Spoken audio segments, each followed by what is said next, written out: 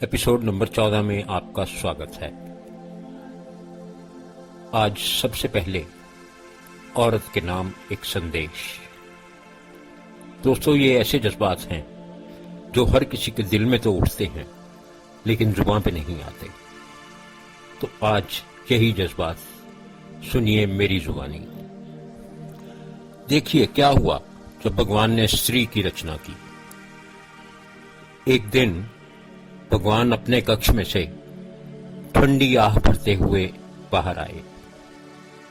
बाहर देवदूत उनका इंतजार कर रहा था। देवदूत ने उन्हें देखते ही उनके चरण छुए और पूछा, भगवान आप ऐसी क्या रचना कर रहे थे जो इतना समय लग गया? भगवान ने जवाब दिया, चलो मेरे साथ कक्ष में चलो और देखो कि क्या रचना हुई है। देवदूत भगवान के साथ कक्ष में गए। देखा भगवान ने औरत बना रखी थी। देवदूत ने पूछा, भगवान इसमें ऐसा क्या है जो इतना समय लग गया? भगवान बोले, क्या तुमने इसके सारे गुण धर्म देखे हैं जो इसकी रचना के लिए जरूरी थे? देवदूत ने पूछा, भगवान इसमें ऐसा क्या है? भगवान बोले, ये हर प्रकार की परिस्थिति को संभाल सकती है। ये एक साथ अपने सब बच्चों को संभाल सकती है और सबको खुश रख सकती है। ये अपने प्यार से घुटनों की चोट से लेकर दिल के घाव भी भर सकती है। और दुनिया का कोई ऐसा मुश्किल काम नहीं जो ये अपने दो हाथों से ना कर सके। इसमें सबसे बड़ा गुण धर्म ये है कि बीमार होने पर भी किसी को बताए बिना अपना ख्याल खुद रख सकती है। ये 24 घंटे में से बिना थके पूरे 24 घंटे अपने परिवार की सेवा में लगी रह सकती है। देवदत्त चकित रह गए और आश्चर्य से पूछा, भगवान क्या ये दो हाथों से सब कुछ करना संभव है?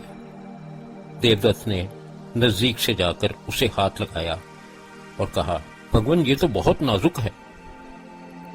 भगवान ने कहा, हाँ ये कोमल है पर कमजोर नहीं।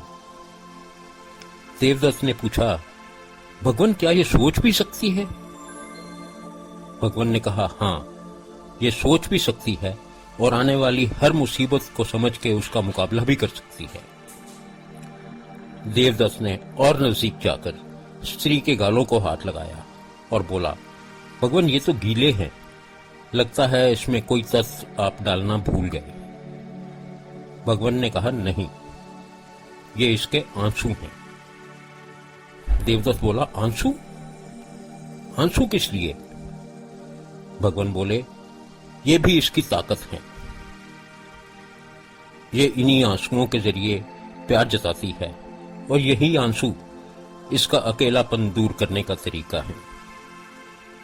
देवदत्त आश्चर्यचकित हुए और बोले, भगवान आप महान हैं। आपने इसे सब कुछ सोच समझ के बनाया है।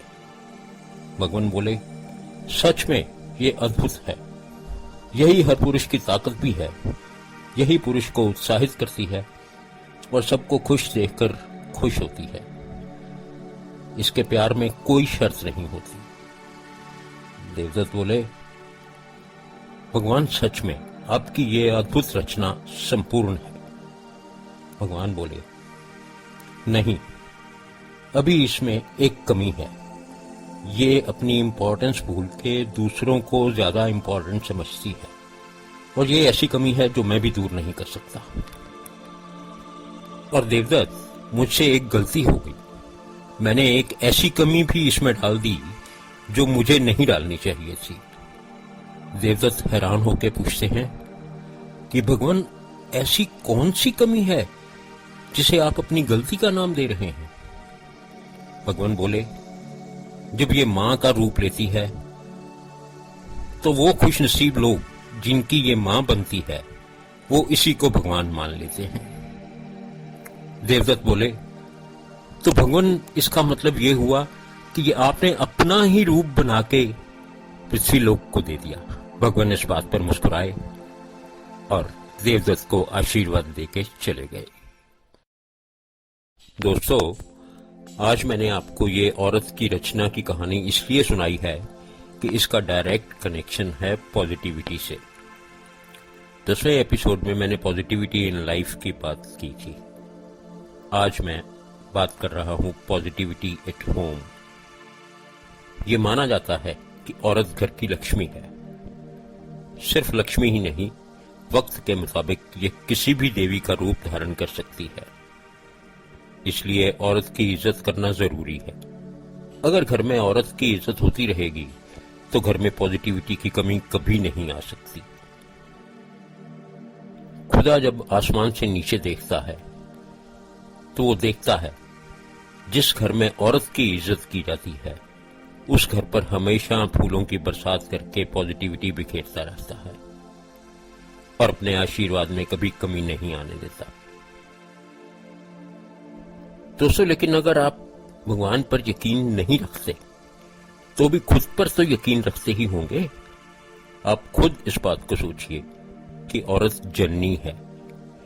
ये आपका घर बसाने के लिए अपने माता पिता का घर छोड़ के आपके घर आती है, चार दीवारी को घर बनाती है, आपको परिवार देती है और उस परिवार की देखभाल करती है। औरत ही माँ है, बहन है, बीवी है, प्रेमिका है, दोस्त है और बेटी भी है। दोस्तों, औरत आपसे चाहती क्या है, आपसे मांगती क्या है? बहुत ही कम जरूरतें हैं एक औरत की। ना मैं धन चाहूं ना रतन चाहूं, ना मैं धन चाहूं ना रतन चाहूं, तेरे चरणों की धूल मिल जाए, तेरे चरणों की धूल मिल जाए तो मैं तर जाऊं शाम, तर जाऊं हे राम, तर जाऊं। औरत अपने पति को ही राम मानती है, पति को ही श्याम मानती है। और अगर उसे ये प्यार और इज्जत मिल जाए तो वो घर को ही मंदिर, मस्जिद, गुरुद्वारा, चर्च सब बना देती है, मथुरा बना देती है, काशी बना देती है। औरत को सिर्फ चाहत नहीं चाहिए, क्योंकि वो जानती है अगर आप किसी फूल को चाहते हैं, पसंद करते हैं तो उसे तोड़ लेते हैं और वो थोड़ी देर बाद मुरझा जाता है। लेकिन अगर आप किसी पौधे को चाहते हैं, प्यार करते हैं, इज्जत करते हैं, उसको बनाए रखना चाहते हैं तो आप उसकी जड़ों को मजबूत करने की कोशिश करते हैं। इसी तरह से दोस्तों, घर में औरत की जड़ों को और मजबूत कीजिए ताकि वो आपको अच्छी महक दे सके। दोस्तों, मैंने जो एक्सपीरियंस किया है, मैंने जो समझा है, मैंने वही कहा।